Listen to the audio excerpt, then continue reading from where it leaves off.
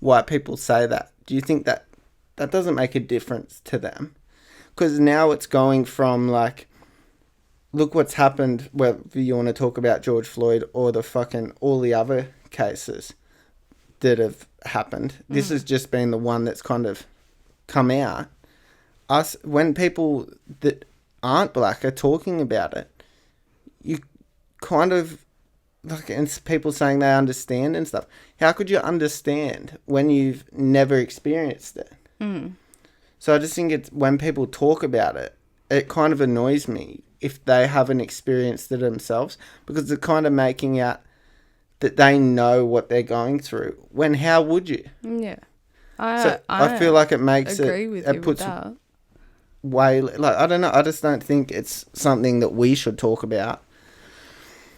That, considering we haven't experienced it, and yeah, I just don't think that's something that we should be kind of talking about unless we were affected by it, where we could actually give our point of view, where I have no experience in that.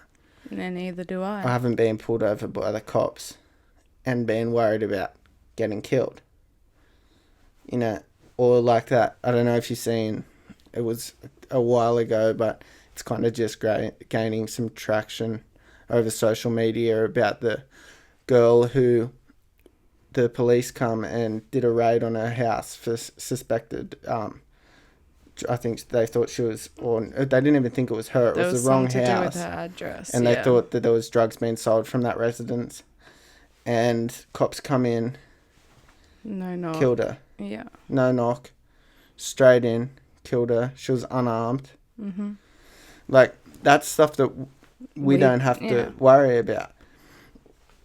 The one thing that I think, even though, you know, I don't have any say in this in Parliament or whatever, is America's gun laws are the biggest thing, I think. In Australia, our gun laws aren't... you can't get a gun in Australia if you have a criminal record. Yeah.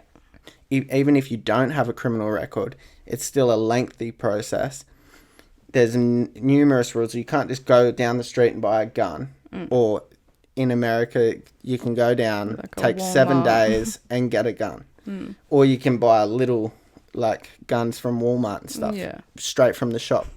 We don't have any of that. You think about all the times when, whether it's a street fight or whatever, or in Australia, the amount of times people get in fights, and if guns were legal here, how many more deaths we would have. From all it takes is anger from somebody who feels threatened, especially. Somebody who feels threatened and doesn't know how to fight, or doesn't have any experience in fighting, then they have their gun. Yeah. It's such an easy thing to do. Like, that is the one thing where I would say America needs to change. But the thing is there's that many guns in circulation over there now. It would be nearly impossible to get rid of them all. I know, that's what... That's the one difference from here to there. But, you know, I don't think there's any way you can really change that, considering how many there is in circulation, like I said. And it usually comes down to the states in America with their laws. They're a lot different from state to state. Yeah. But that is the same is... Most states in America are... Yeah. Gun, like, you can buy, whether it's harder in another state, or you can't buy as crazier weapons in certain states. Like in California, I don't think you're allowed certain things, but in Nevada, Las Vegas area, you can get guns that you can't get 2-3 hours away in California. But no matter the states, the laws in the US are completely different here. We don't have any... It's hard. Like, if you wanted to find a gun, it would be hard to do in Australia. Yeah. In the US, it's not like that. No. So I think that's a big problem of it, like, in the way that how cops react, and also how people react with other people or whatever. Yeah. But the biggest thing, I think, is, like, I don't know if you watched Joe Rogan with Jocko Willink. I think it was a week or two ago. No, I didn't see that one. And Jocko was saying about, he was a Navy SEAL.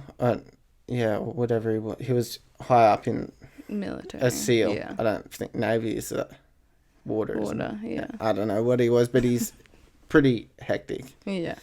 Anyways, he was talking about the training that they do to be at the level he was to fight for the country. And then you look at police officers who are there to protect the country or the people in the country. Yeah.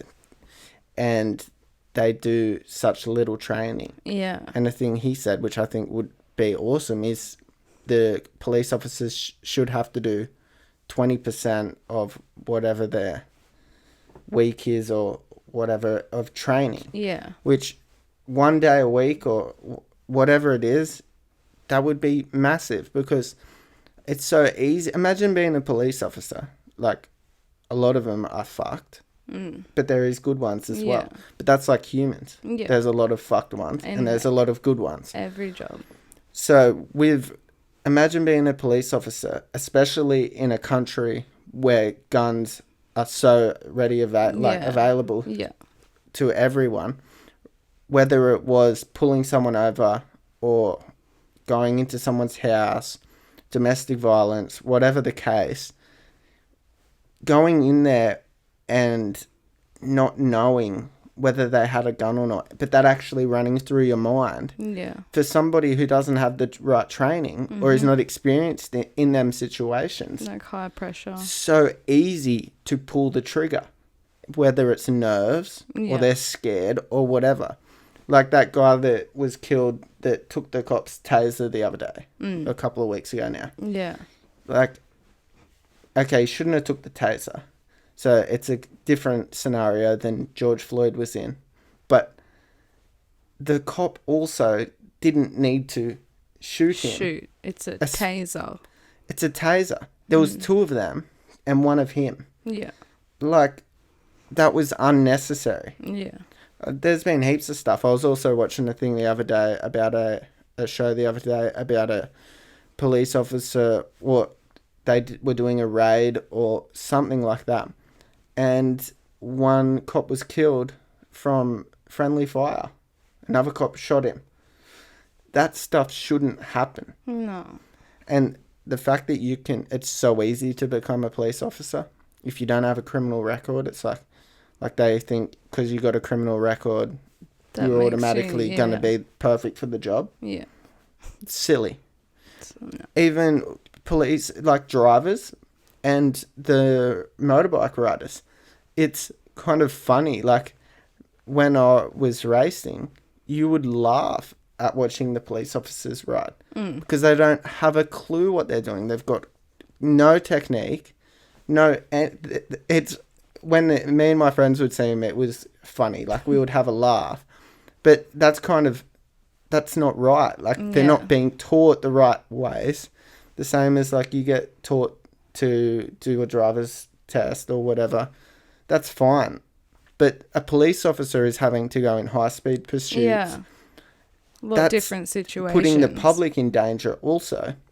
They should have a shitload of training for all that stuff. It shouldn't ongoing be as easy. As well. Yeah, of course ongoing. You can't just do it once when you're 18 and expect at 55 to be like... To live, I know what I'm doing.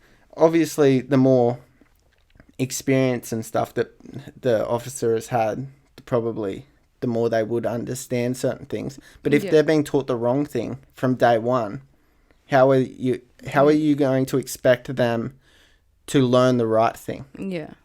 You know, it's the policing system, I think if they want to see change, that's a big step that needs to happen. And obviously the driving and the bike riding and stuff like that isn't the first step. I think what Jocko Willink was talking about, he has a sick podcast too. If any of you would like to watch that, I think it's awesome. and he's an absolute legend and not somebody you would want to be on the wrong side of. But I yeah, highly doubt that. yes. Anyways,